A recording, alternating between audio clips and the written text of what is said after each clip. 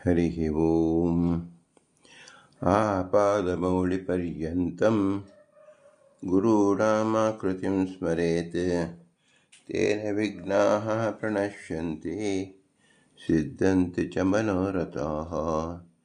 श्रीगुरुभ्यो नमः। परमगुरुभ्यो नमः। श्रीमदानन्दतीर्थभगवत्पादाचार्यगुरुभ्यो नमः।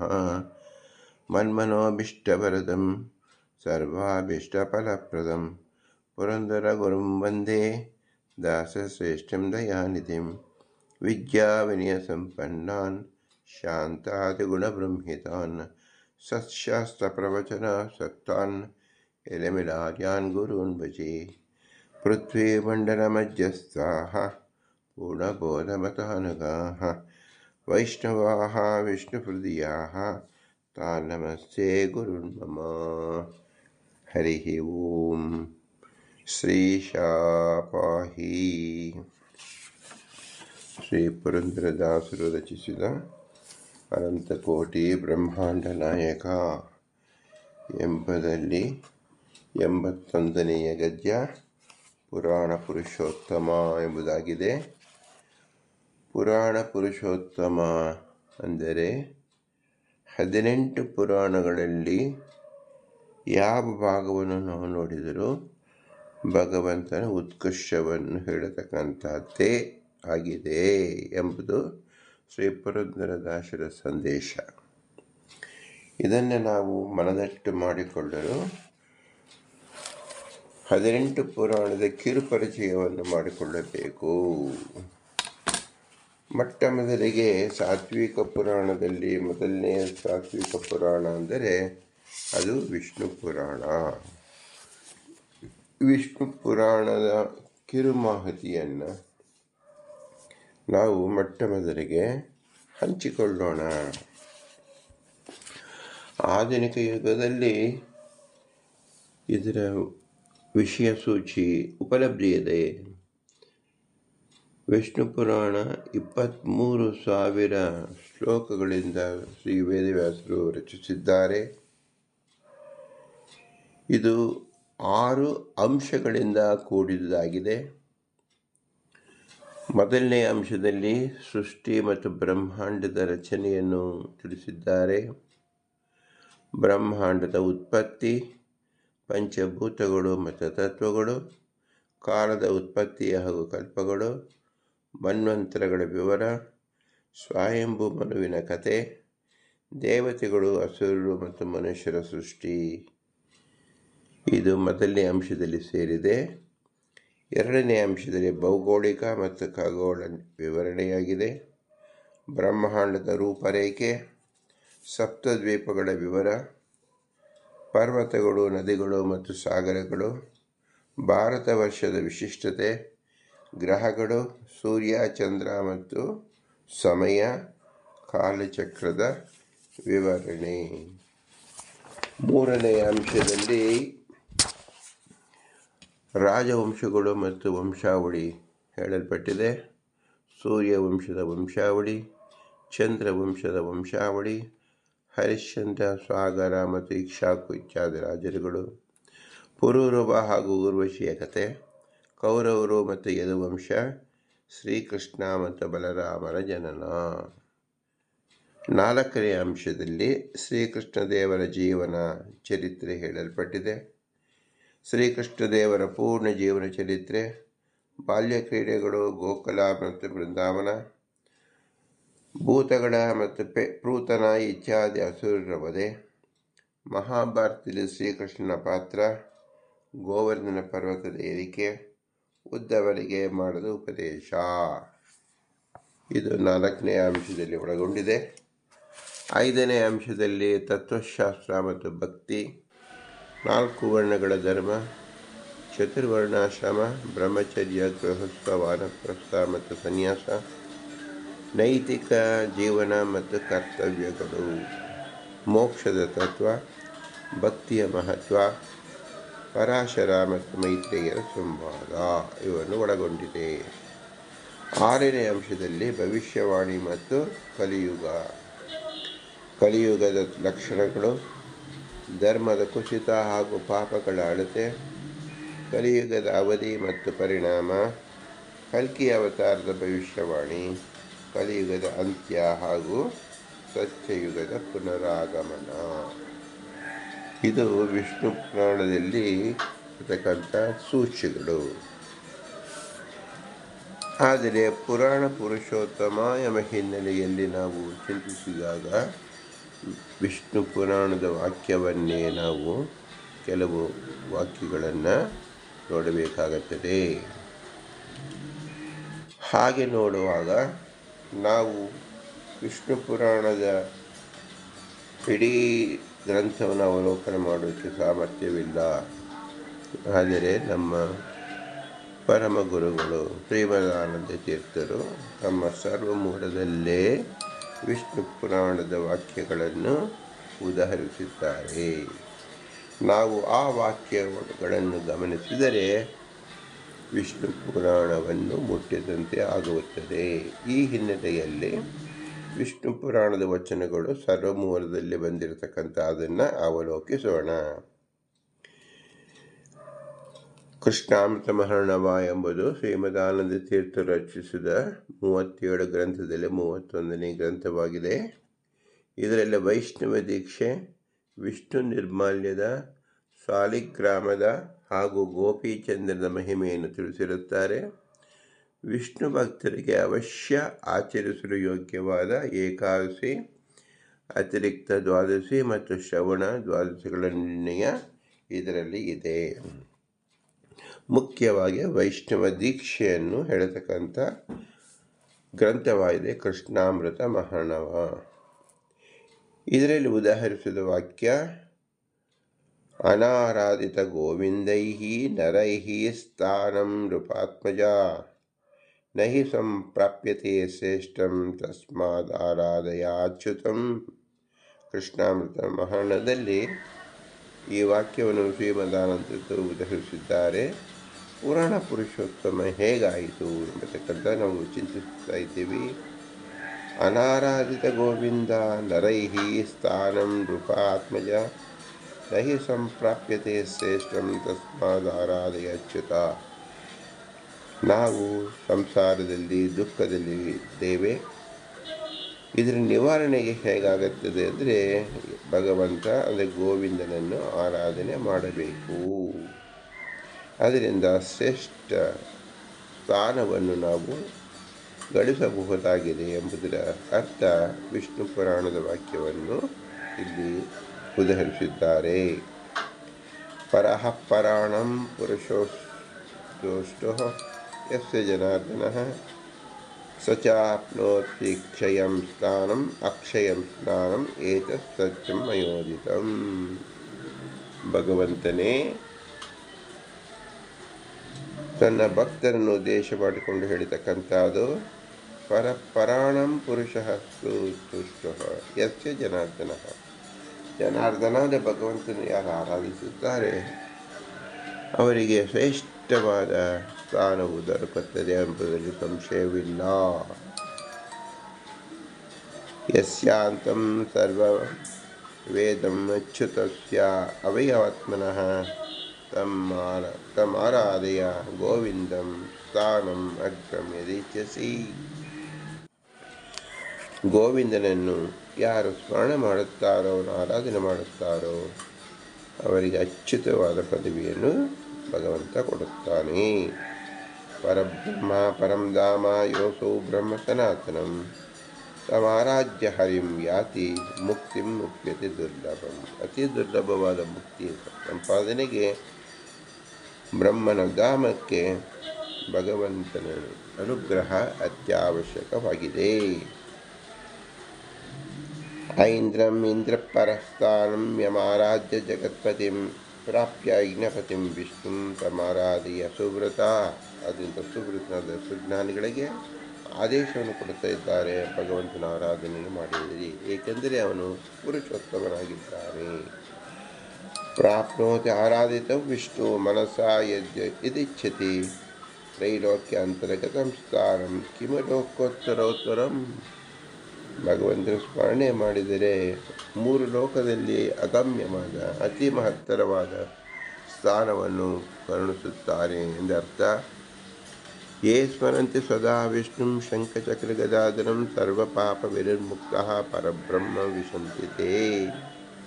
ಭಗವಂತನ ಶಂಖಚಕ್ರ ಗದಾಧರ ಎಂಬ ಪೂರ್ಣ ರೂಪದಿಂದ ಆಕೃತಿಯಿಂದ ಭಗವಂತ ಆರಾಧನೆ ಮಾಡಿದರೆ ಎಲ್ಲ ಪಾಪಗಳಿಂದ ಮುಕ್ತನಾಗುತ್ತಾನೆ.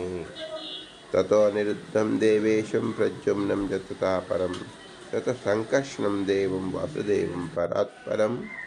ಭಗವಂತನ ವಿವಿಧ ನಾಮಗಳಿಂದ ಭಗವಂತ ಕೊಂಡಾಡಬೇಕು. ಅನಿರುದ್ಧ, ಪ್ರದ್ಯುಮ್ನ, ಸಂಕರ್ಷಣ ಮತ್ತು ವಾಸುದೇವ ಎಂಬುದಾಗಿ. ವಾಸುದೇವಾತ್ ಪರಂ ನಾಸ್ತಿ ಇತಿ ವೇದಾಂತ ನಿಶ್ಚಯಃ. ವಾಸುದೇವಂ ಪ್ರವಿಷ್ಟಾನಂ ಪುನರಾವರ್ತನಂ ಕುತಃ.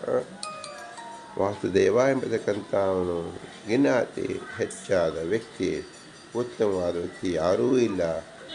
ಆದ್ದರಿಂದ ವಾಸುದೇವರನ್ನು ಯಾರು ಆರಾಧನೆ ಮಾಡಿದರೆ ಅವರಿಗೆ ಪುನರಾವರ್ತಿ ಇಲ್ಲ, ಅಂದರೆ ಅವರು ಮೋಕ್ಷವನ್ನು ಕುರಿತು ಹೊರಡುತ್ತಾರೆ ಎಂದರ್ಥ. ಯೋ ಯಾರಿಚ್ಛೇನ್ನರಃ ಕಾಮ ನಾರೀವ ವರವರ್ಣಿನಿ ತಾನು ಸಮಾಪ್ನೋತಿ ವಿಫಲಂ ಸಮಾರಾಜ್ಯ ಜನಾರ್ದನ. ಆರಾಧನೆ ಮಾಡೋಕ್ಕೆ ಯಾವ ಪುರುಷರೇ ಆಗಲಿ ಸ್ತ್ರೀಯರೇ ಆಗಲಿ ಯಾವ ಶ್ರೇಷ್ಠ ವ್ಯಕ್ತಿ ಆರಾಧನೆ ಮಾಡಿದಾಗ ಶ್ರೇಷ್ಠ ಪದವಿಯನ್ನು ಹೊಂದುತ್ತಾರೆ. ಕೃತೆಯ ಪಾಪೇ ಅನುತಾಪೋ ವೈ ಯಸ್ಯ ಪುಂಸ ಪ್ರಜಾಯತೆ ಪ್ರಾಯಶ್ಚಿತ್ತಂ ತಸ್ಯೋಕ್ತಂ ಹರಿಸಂಸ್ಮರಣಂ ಪರಂ. ನಾವು ಮಾಡತಕ್ಕಂಥ ಎಲ್ಲ ಪಾಪಗಳನ್ನು ಹರಿಸ್ಮರಣೆಯೇ ಮುಖ್ಯವಾಗಿ ಪಾಪವನ್ನು ಕಳೆದುಕೊಳ್ಳಲಿಕ್ಕಿರತಕ್ಕಂಥ ಪ್ರಾಯಶ್ಚಿತ್ತ ರೂಪವಾಗಿದೆ.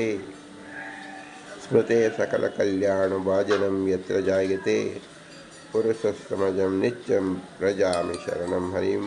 ಆದ್ದರಿಂದ ಸಕಲ ಕಲ್ಯಾಣವನ್ನು ಪೂರ್ಣಿತನಾದ ಭಗವಂತನನ್ನು ಶರಣಾಗತ ಹೊಂದಿರಿ. ಯನ್ನಾಮ ಕೀರ್ತನಂ ಭಕ್ತ್ಯ ವಿಲಾಯನಾನುತ್ತಮಂ ಮೈತ್ರೇಯ ಅಶೇಷ ಪಾಪಾನಂ ಧಾತೂನಾಮಿವ ಪಾವಕಃ. ಯಾವ ಒಂದು ಕಿಡಿಯನ್ನು ಅಗ್ನಿ ಸುಡುವಂತೆ ಭಗವಂತನ ನಾಮ ಸಂಕೀರ್ತನೆಯಿಂದ ನಮ್ಮ ಎಲ್ಲ ಪಾಪಗಳು ಭಸ್ಮೀಭೂತವಾಗುತ್ತದೆ.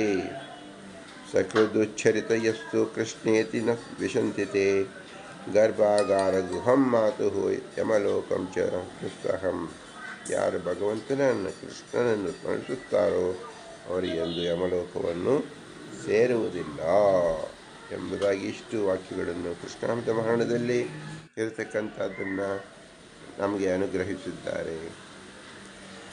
ಇನ್ನು ಶ್ರೀಮದಾನಂದ ತೀರ್ಥರು ಭಗವದ್ಗೀತೆಗೆ ಗೀತಾ ಭಾಷ್ಯ ಮತ್ತು ಗೀತಾ ತಾತ್ಪರ್ಯ ಎಂಬುದಾಗಿ 2 ಗ್ರಂಥಗಳನ್ನು ನಮಗೆ ಅನುಗ್ರಹಿಸಿದ್ದಾರೆ.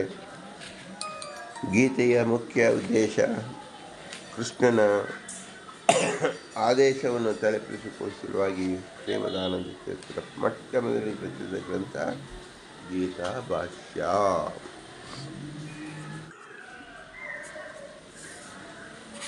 ಅದರಲ್ಲಿ ಇರತಕ್ಕಂಥ ವಿಷ್ಣು ಪುರಾಣದ ವಾಕ್ಯ ಐಶ್ವರ್ಯಸ್ಯ ಸಮಗ್ರಸ್ಯ. ಭಗವಂತನ ಅಂದರೇನು? ಭಗವಂತ ಷಡ್ಗುಣ ಸಂಪೂರ್ಣ. ಇದು ಎಲ್ಲಿಂದ ಸಿಗುತ್ತೆ ಅಂದರೆ ವಿಷ್ಣು ಪುರಾಣದಲ್ಲಿ ಹೇಳಿದ್ದಾರೆ ಅಂತ ಹೇಳಿ ಉದಾಹರಿಸಿದ್ದಾರೆ. ಕ್ರೀಡತೋ ಬಾಲಕಸ್ಯೇವ ಚಾಯಷ್ಟಾಂತ ಸನಿಶಾಮಯ. ಭಗವಂತ ಸದಾ ಕಾಲ ಕ್ರೀಡದಲ್ಲಿ ಇರ್ತಾನೆ ಅಂದರೆ ಅವನಿಗೆ ಯಾವ ರೀತಿಯಾದ ಭಯವೂ ಇಲ್ಲ, ಅಂಜಿಕೆ ಇಲ್ಲ, ಅವನು ಪೂರ್ಣನಾಗಿದ್ದಾನೆ ಎಂದರ್ಥ.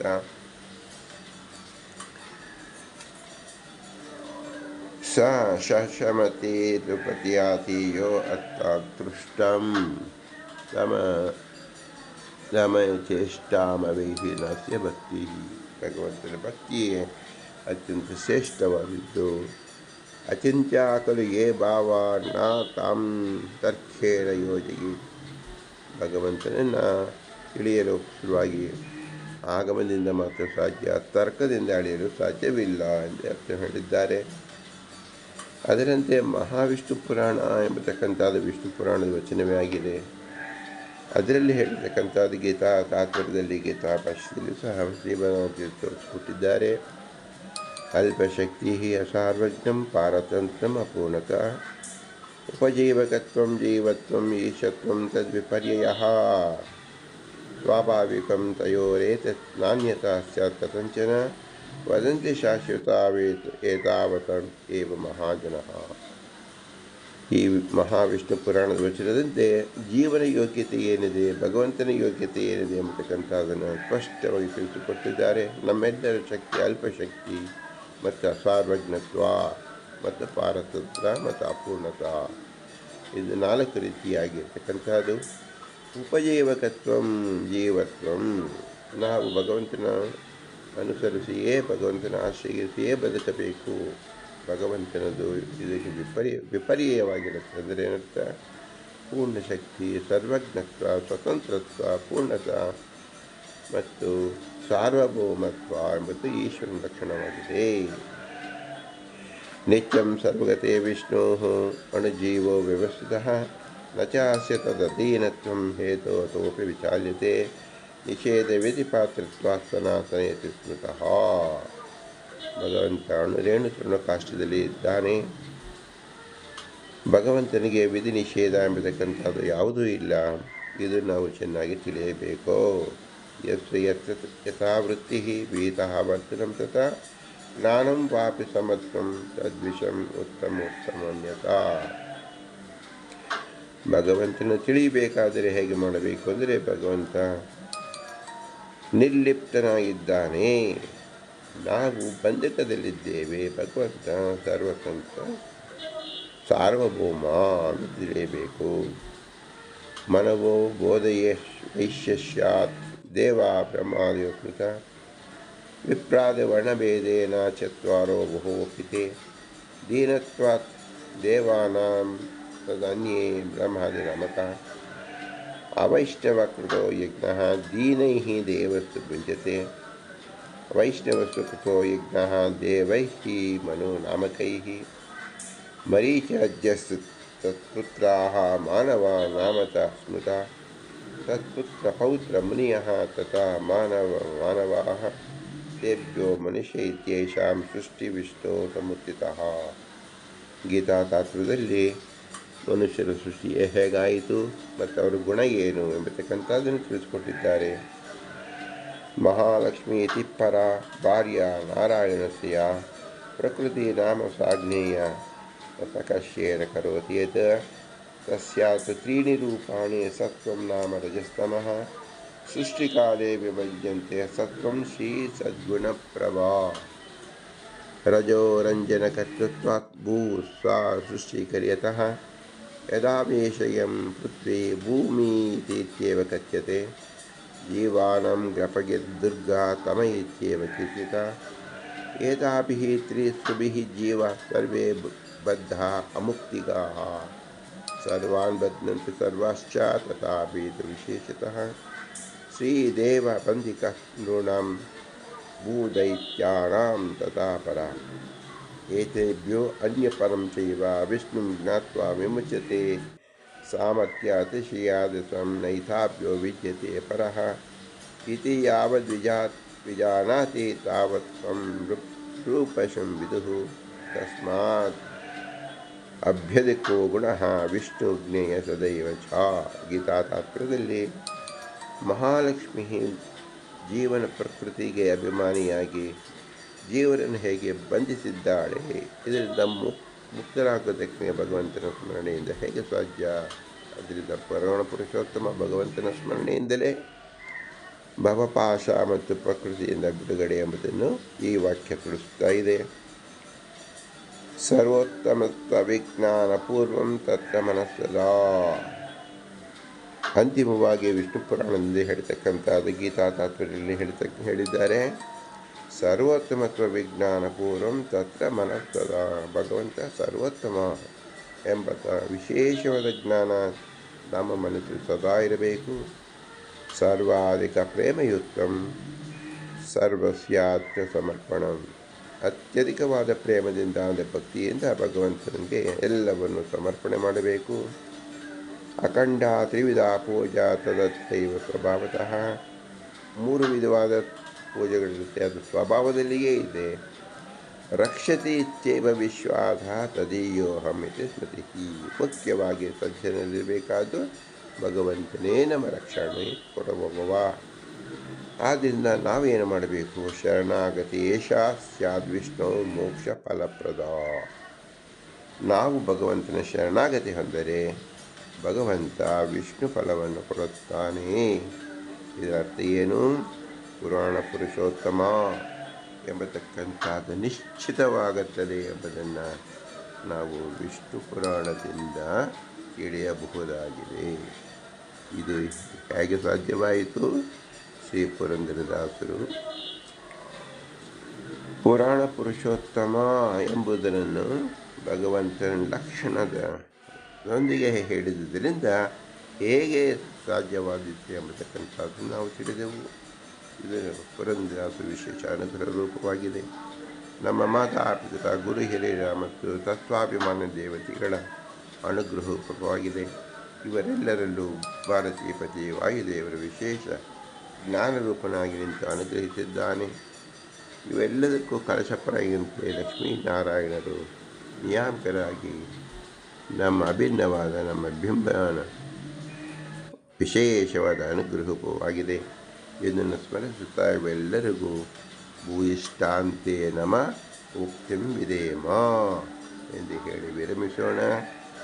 ಮತ್ತೆ ಸಾತ್ವಿಕ ಪುರಾಣ, ಮುಂದಿನ ಸಾತ್ವಿಕ ಪುರಾಣವನ್ನು ನಾಳೆಗೆ ಚಿಂತಿಸೋಣ. ಅದು ಶ್ರೀ ಪುರಂದರದಾಸರೇ ಮಾಡಿಸಬೇಕು. ಭಾರತೀಯರ ಪ್ರಾಣ ಶ್ರೀಕೃಷ್ಣಾರ್ಪಣಸ್ಸು. ಹರಿ ಓಂ, ಹರಿ ಓಂ, ಹರಿ ಓಂ.